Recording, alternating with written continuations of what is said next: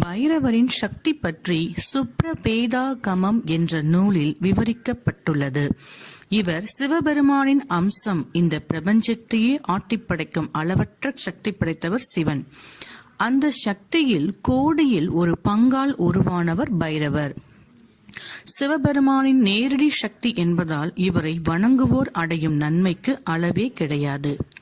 நமது ஜாதகத்தில் அமைந்துள்ள அனைத்து கிரக தோஷங்களையும் நிவர்த்தி செய்ய வல்லது பைரவர் வழிபாடு. இறைவனின் அருவ வழிபாட்டு முறை சிவலிங்கம். இறைவனின் திரு உருவ வழிபாட்டு முறை ஸ்ரீ கால பைரவ ஸ்வரூபம் எனப்படும். இறைவன் கண் விழி திறந்தால் கால பைரவ ஸ்வரூபம்.